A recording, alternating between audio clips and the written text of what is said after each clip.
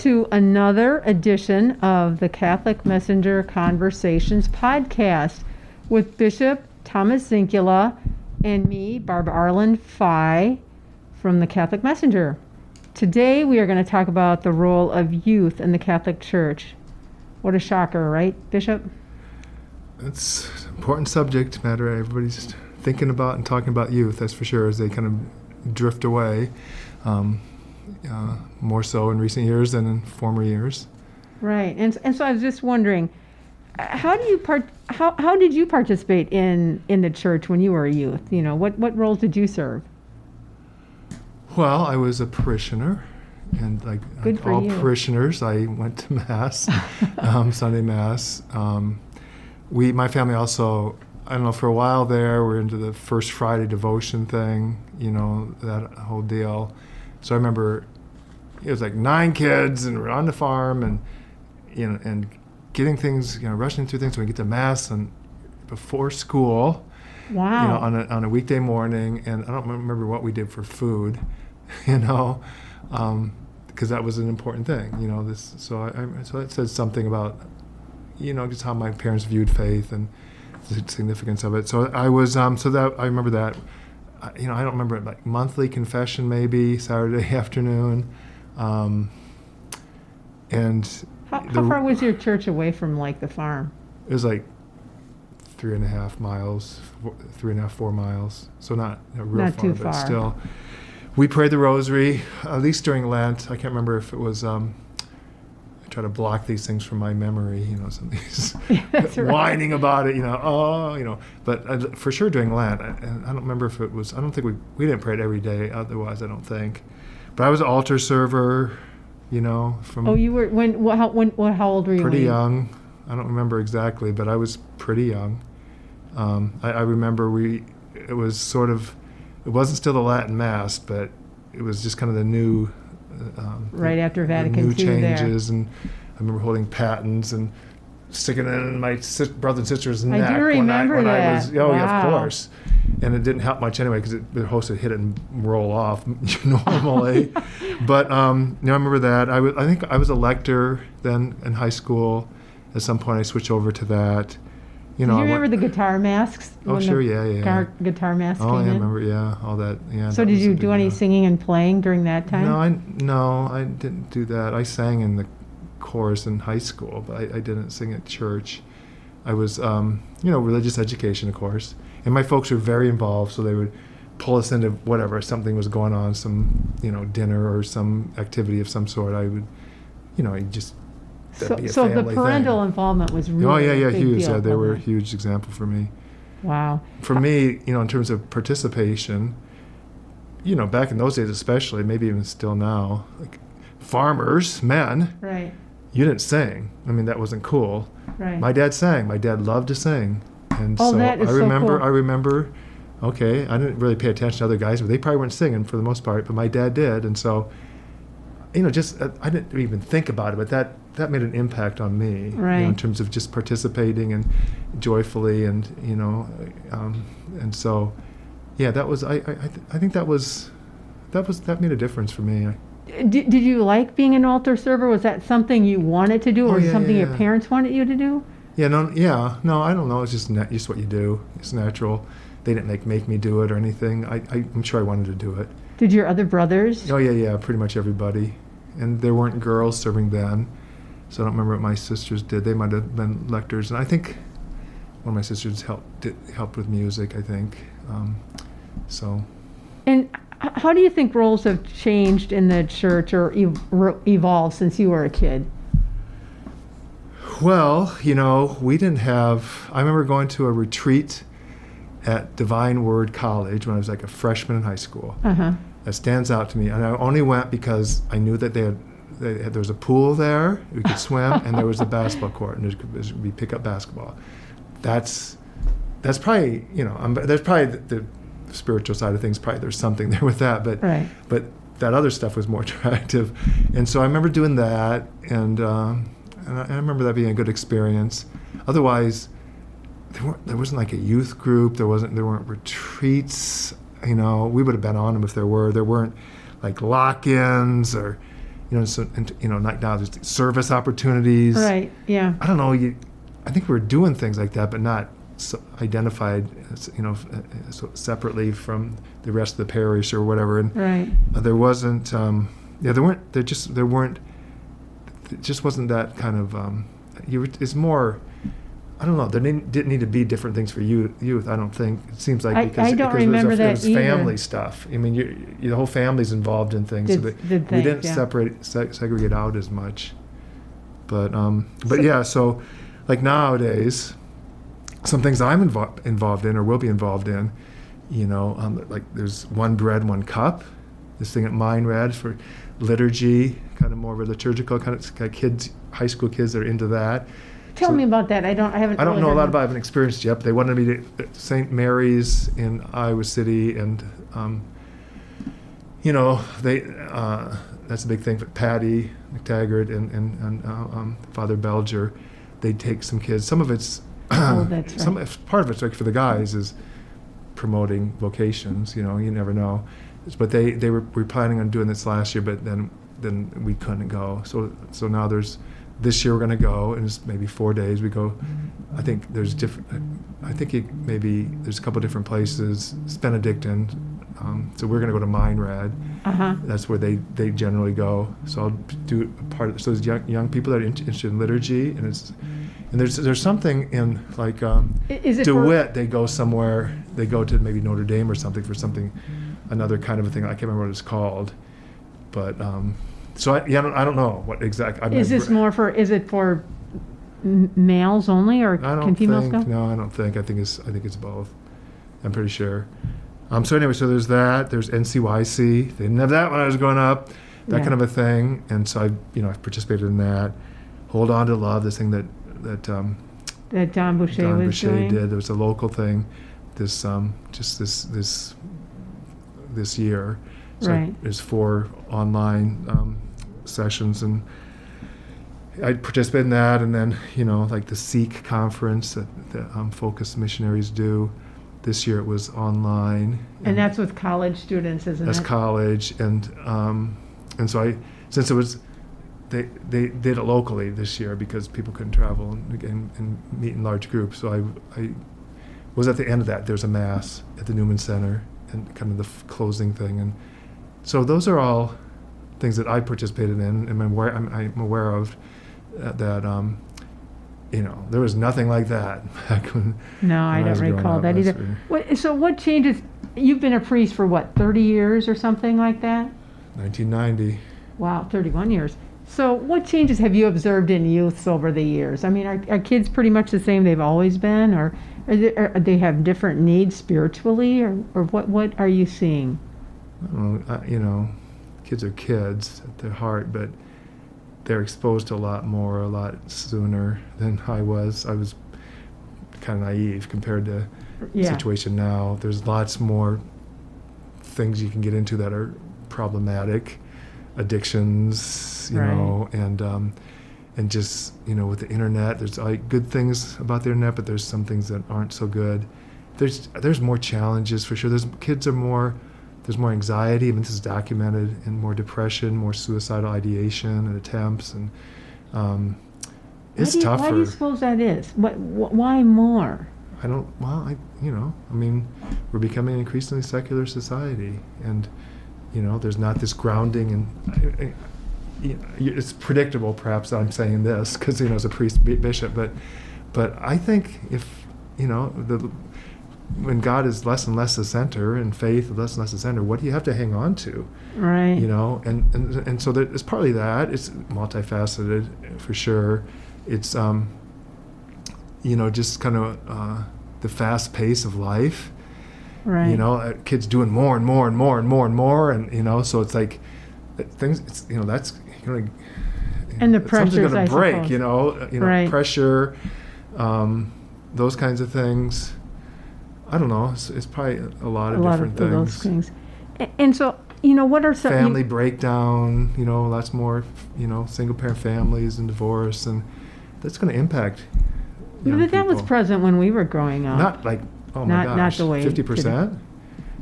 you know? I don't know. Of marriages? No, not even close. Okay. No, I'll trust you on that. Single parent families?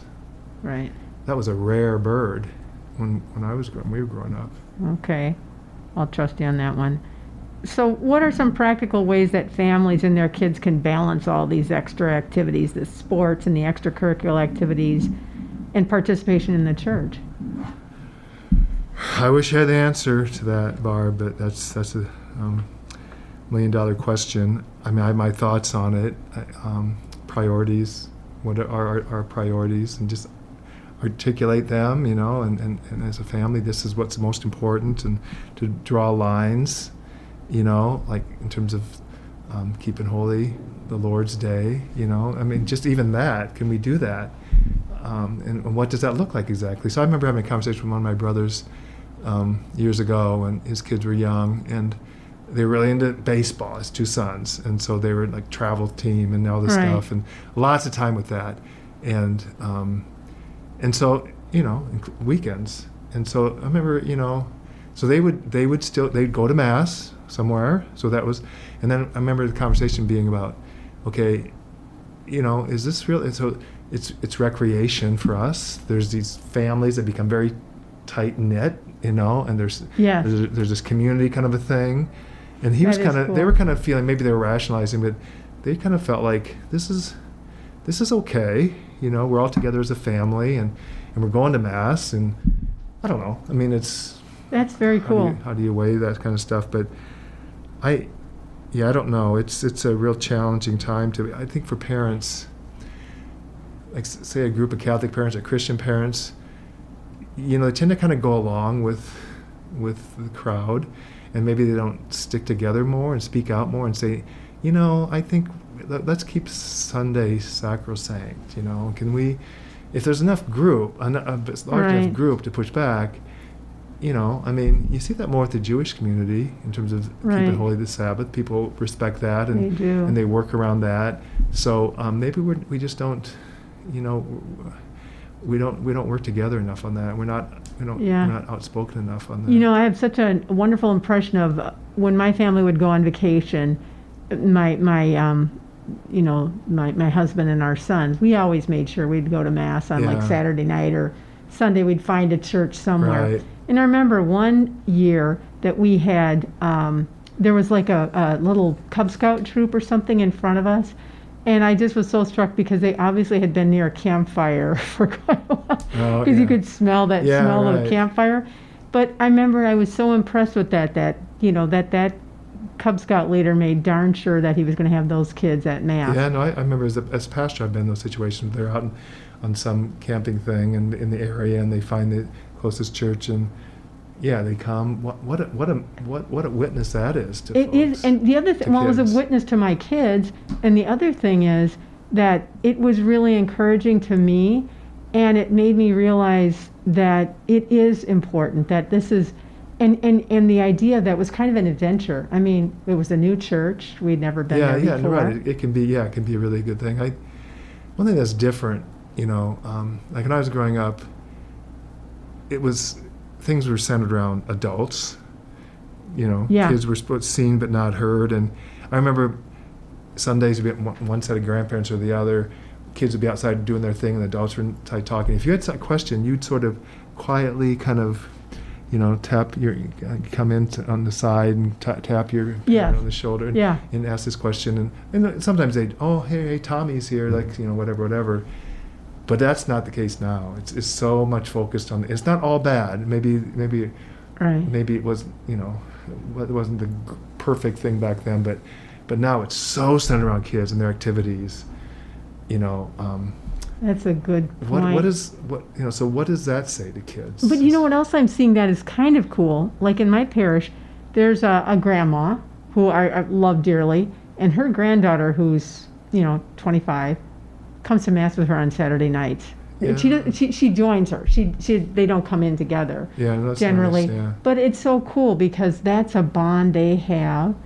And, you know, I pray for them. I mean, because I think that is so cool, that the example that they're setting and the bond that's creating. And I think, boy, just examples like that, if people could see that and see what a great way for the generations to come together. Yeah, definitely. But I'm wondering also, we keep hearing about the rise of the nuns in today's society, the people who have no church affiliation at all. And I'm just wondering, how relevant are parish communities and youth groups in youth lives? How do we improve on that? How do we help them to see that that's something they need? I was just talking to a young man the other day, and he was talking about, he said, oh yeah, I pray before I go to bed. I'm really, it's really important to me. But he said churches, he said they're not. He said they all have their problems. Right, because it's made up of human beings, and so it's going to be the case. And families are going to have their problems. But do people walk away from their families? Hopefully not, because there's problems there too. So it's easy to say those things. And I mean, I use a story often in this kind of a situation. And in fact, I used it in a homily recently. So it's on my mind. So there was this guy one time who decided he wasn't going to go to church anymore. I don't need it. I can find God in the woods. They're all a bunch of hypocrites anyway, and all this stuff. So he stops going to mass, and people know why. He's told people, and the pastor hears about it and everything. And so, a couple weeks later, the pastor, a Sunday evening, a cold Sunday evening, the pastor stops by his place and knocks on the door, and the guy, surprised but not surprised, and invites him in. They sit by the fireplace. And they're chit-chatting, and neither of them kind of bring up the subject that's on both of their minds, It's fine, there's a lull in the conversation, and the pastor, the priest, there's this fire tongs and reaches into this red hot fire, and bright, and all this light emanating from it, reaches in, takes a coal and sets it on the hearth. And by itself, and pretty quickly it becomes cold and dark, right? Right. And so there's silence during this whole time, and then he takes it, and he puts it back in those hot coals, and it lights up again. It's hot, There's light and there's heat, right. and then he doesn't say anything, and the guy, the tears coming down his eyes, falling from his eyes, and he's, I'll see you at church next Sunday, Father. Wow. So, I mean, we need each other. We Right. can't do it alone. And I think we know that deep inside. Right. We need community. We need God. Father, Son, and Holy Spirit, the community. It's a community right there in God, in the Right. Trinity. So I think people are you're gonna miss that. I think they do people now. need community, and I think we all know that deep down. And Right. some of these problems that we're talking about, it's because of things like that. We don't have enough community. Well, and they've said during COVID, young people especially, said they were so lonely. They felt so lonely. Yeah. Well, you couldn't exactly go to church the last year, but you can now. Right. And so maybe that's a way to come back. I'm wondering, what are your thoughts about requiring or encouraging every parish to have like a youth representative on its parish council? Is that a good idea? Is that a way to help figure out what would really help youth and their spiritual needs? Right. I don't know. It sounds like a good idea, and it can be. I'm sort of like, okay, if someone wants to do that, that's fine. My experience of that. So is that more just kind of tokenism? Yeah. Okay, we've got this kid, so we care about kids. And my experience, they usually don't say much. They're intimidated. Right. Yeah. So they, maybe they can learn something. But I don't know how. And then they're so busy, and there's one more thing to do. You can put on your resume, whatever. But I don't know. It wouldn't be. I don't feel so strong about it that I would Mandate it like that. or say you can't do it or anything. Right. It's fine. It's not the answer. It needs to be something that's meaningful, where they actually have some input Yeah. and are able to share ideas. Right. So maybe they have like a youth council or something. Oh, okay. I mean, that's That's a good idea. Something like that. I like that. What are your thoughts about tapping into the rite of Christian initiation of adults? Would that be something to do to help youth maybe feel a sense of belonging in a faith community, or learn more about the richness of the liturgy and the church and what it means in our lives? Like going through that process. Yeah, people use that a lot for. They've used it over the years for like marriage preparation. kind of right, yeah. using that model, or I don't know about baptism preparation, but we've been, in our Vision 2020 efforts, and now rediscovering Sunday and all those kinds of things that we're doing. That's part of, there's this chapter 75 in the Rite of Christian Initiation of Adults, and it kind of lays it out. It's kind of for during the period of the catechumenate. So you're supposed to have formal catechesis, right? And that can look like however it's going to look like. There should be liturgy and prayer, and there should be witness and service, and then as well as community and hospitality. Those are the kinds of things that should be present in every situation. For adults, for youth. So I would say, especially there's like the three legs of the stool. Really, are the catechesis, faith formation, education, prayer, worship, and then service. Those three things, they're kind of what holds us up, the church up. And then, around that, community hospitality, all that stuff. Right. It fits in there. But those three things, with youth, we need to be doing something with those things. Because it's all important. We, obviously be doing something with all those three areas, but then it's different ways in so somebody's maybe more musically inclined, and they come in through worship, one bread, one cup, Mm-hmm. Or somebody's more wanting to be out there and love your neighbor and service, and they come in that door, and then you build on that. Okay, well, there's some service thing or mission trip, and then when you're done with it, you pray and you talk about, how does this fit into church? What does church have to do with this? Right. What does this have to do with our mission as disciples of Christ? How does our faith fit into this thing? And pray, and share. That's and social teachings of the church. It can open things up in other directions, or with catechesis or faith formation. Okay, well, what do you do with that then? It's one thing to learn this stuff, but how do you live it? How do you take that out and evangelize and share your faith with others and live it? I've noticed that, like with NCYC, that they will do that, or maybe it's some service projects, service trips, where they do at the end of the evening, they talk about what they've experienced and pray.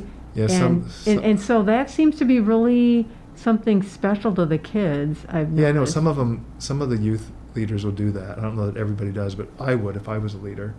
To process it, not just have this experience, but then process it. It's really important with anything we do. But it's including in this area. I wonder if there's something with the whole intimacy idea of it. Like, I went to the L'Arche community, people with special needs who live in community with people without special needs. And I remember at the end of the evening, like after the dinner hour, we would, they turned off the lights and they had lit candles, and we were all in a little circle and they prayed together. And it was such a beautiful moment. I mean, it was just really, and it was just this small group of us, like 7 or 8 people in one of the houses. I think it's a missed opportunity if you're Catholic or Christian and you don't take advantage of it. If there's not some prayer in it, it's not some reflection, some sharing, that's who we are, Maybe that has to be part of everything that we do. I was just wondering about that. So why are you so attracted, it seems like, to social service or community service or other volunteerism, but not so much about attending Mass or prayer services? How do we connect the service and the faith so that they see that they are so integrally linked? Well, we've talked about that already, a little bit, in terms of prayer and reflection, and so that, in terms of service and associating it with faith, mm-hmm. and putting it all together. So we, I mean, it feels good to help people, right? Yeah, it does. So going to Mass, and it's more abstract, sort of, and I suppose for kids, depending on how they approach it, and versus this concrete, specific thing, active, hands-on. I mean, Mass is supposed to be, full, conscious, active participation. Right. If you do, then it's gonna feel good with that too, there too. But if you're not, you're just kind of passive, then, I don't get anything out of it, kind of thing. But so out there serving people, helping people, that's satisfying, is meaningful. We all, and we all like that. So, but I mean, the reading last So at the end of Mass, what do we say? There's a dismissal, right? And go Right. out there and live this and share this and be this and, and all this stuff. And, the last weekend, the gospel reading was remain in Jesus. It was in my homily, I was saying the word remain is in those 8 verses 8 times. And then bear fruit. That I think there's 5 times it says that. So there's just remain in Jesus, worship, prayer, that whole thing. Right. Sitting at Jesus' feet, Mary, Mary kind of a thing, and then go out there and bear fruit, and put this into practice. The service thing, and Martha, the Martha and Mary. That's more Martha. They go together. You can't. So So it's in the homily, isn't it? Some of that has to, maybe that's where some of it comes out. So people see how it relates to their life. Well, we have to help them to do that, and obviously in the homily. But so then we're out there. You get tired serving people, and you need to be, you kind of renew your spirit and everything. So you come back to church for that, and you're fed in the Eucharist, right? Right. Nourished there. So and so then with the Eucharist, we can't just keep it to ourselves. We need to take it out there and do something with it and live it. So it all goes together. They feed off each other. We need both. What do you see about the role of maybe youth serving as catechists? I mean, some of the parishes have their youth after they're confirmed. Hey, do you want to help us out with, the kindergarten or first grade? Yeah, no, I think it's good. I used to, as a pastor, part of the program would be, okay, you're going to be full members of the church, Right. with this third sacrament and of confirmation, and what are you going to do? And so here's all these different opportunities. One of them might be a catechist. I find your place. And even now with confirmation, sometimes I'll talk to the youth about that. What's your gift and how can you contribute? And, That's a great idea. But in terms of a catechist, I don't know. I mean, okay, so they're, if they're younger, they'd have more of a limited experience of the church, of the faith, and limited knowledge of their faith and limited life experience. So maybe they don't have as much to give, so that could be okay. But on the other side of it, they're closer in age to students, those younger people. They're going to have, there's energy, enthusiasm, joy that they bring, and they're maybe probably better able to connect with young people. So I think the pros far outweigh the cons. And if there's if they're not capable of doing it on their own, they could be an assistant or something. It's not like they have to be the teacher, but some young people can do it. Right. I mean, exactly. So, but you raised a maybe good even point better too. than an adult. But you raise a good point, though. I mean, maybe it is that after they're confirmed, caring adults need to help them see that they have a gift, and hey, where they could take that gift in the church, right? I would do the same thing with our CIA folks. Find a place for them. Find a place. CW, somebody that's not been involved in the church very much. Find a place for them. We do these programs and things, and then we don't do the mystagogia. We don't kind of help them experience church and know what's going on, and then where do you fit into this? What are your gifts? And because otherwise they get lost. But if you're part of a group, whether it's a choir or it's you're a server, part of that liturgical group, or you're doing some service kind of a group, or whatever it is, people need a home. They need a place. That's such a good point. I love that. What about now the Newman Center? In October, there's going to be some kind of a campaign, a capital campaign, I think? No, what is it? We've had the cathedral Sunday, whatever that's been called. Yeah. For the last 5 years. Things are really good there. They built their new center, and so now the Newman Center could use some assistance. They have students as parishioners, and they've got lots of money, and they haven't been around as much, so they could use some help right now. And so there's going to be this annual collection will be for that versus the cathedral. And how do you see that helping to strengthen? Will that help strengthen like the kinds of things they do with youth or with the college students? Right. I mean, they'll be able to have more activities, and not that they're going to add a ton of staff, but they need they're in deficit situation. I got it. They need some Okay. help. So then, and things at the Newman Center are really going well. I mean, Okay. I was there for that Sikh mass, Right. and after I was talking to young people, some of the students, there's this gal, she's going to join Focus Missionaries, and she was saying she's been going to mass and stuff, but so she's a senior this year, and she's been maybe a couple of years now with Focus Missionaries, experiencing what they have to offer, and so so the first couple of years, okay, fine, I'm Catholic, this is whatever. Now she's on fire with her faith, and she was saying, there's been such a change. I never would have expected it. She's going to go give a year or two of her life to being a missionary in some college campus somewhere. We need to do How witness cool is stories that? on that. Yeah, you should. Yeah. You should. There's two Yes, of them. definitely. No, there's three of them. There's three young women. Father Jeff, I got to get back to him. No, on you that. should. They're all, and then there's, people going off to seminary and novices. Talk to Father Jeff about things. He smiles. Because even with COVID and the restrictions and the limitations and people not around as much, he kind of says, gosh, where would we be at if it wasn't for COVID? Because things are really going well. Right. There's a critical mass. There's energy. It's contagious. It's attractive. They're really excited about things there. So for the diocese to feed that, so they can even do better, why would we not do that? I mean, they've got Bible studies, there's service and social, service trips, social justice kinds of things, adoration. There's small group stuff, retreats, liturgy and music ministries, community building stuff, discernment groups. It's really taken off there. It's exciting. That's very exciting. So I'm just wondering, we may have time just to quickly look at this, or maybe we should take it another time about, I wanted to know how the church can help youth reconcile the differences between, what the culture is telling them and church teaching. I mean, sometimes they're seeing, they're struggling with what the church teaches on a particular issue. Right. So I always say, and I probably said it in this podcast before, some of my little lines that I use all the time is, know what you're saying no to. K-N-O-W, what you're saying N-O to. Young people don't, even adults don't.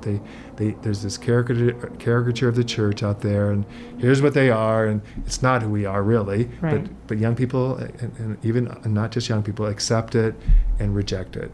And it's like, that's not who we are. So they don't know what they're saying no to. They don't make informed decisions. So like if 13 is the median age for people checking out of the church, which means half of them are before that even. Right. Oh my goodness. Were you able at 13 to kind of make a good decision about that? No. In terms of life experience and knowledge, and so that's a problem. So that I don't know. What do we do about that? We need to teach the truth. We need Okay. to. There's all this stuff about apologetics these days, understanding our faith, being able to defend it. There's a lot of that out there. Bishop Barron talks about not dumbing down the faith. We don't need to give them these little platitudes and things. Let's give them the meat. Present it in a way they can understand it. And some of these, in terms of the certain issues, there's something behind those. There's a basis for each of those teachings, and there's a theology, there's a Christian anthropology, there's there's a reason why we have this teaching. So somebody might just reject it, I don't like this, but do you not understand why we have this teaching? That. And you might still kind of struggle with it, whatever, but I hope hopefully people recognize the church not just being mean or and not because we don't go along with all the worldly positions on things, that we actually it's coming from somewhere, and we should try to align our thinking with the church's. We should give the church the benefit of the doubt and try to get to where the church is if we're struggling. Mm-hmm. People don't do that, we don't. I appreciate that. Bishop, I think we've come to the end of our podcast for today. There are some other issues that we'll be able to address in the next month, right? There's lots of issues out there, Barb. We'll tackle them. We'll take them one by one. One by one. That's cool. Thanks, Bishop. Yep, my pleasure. That's it for this edition of Catholic Messenger Conversations. Join us next time.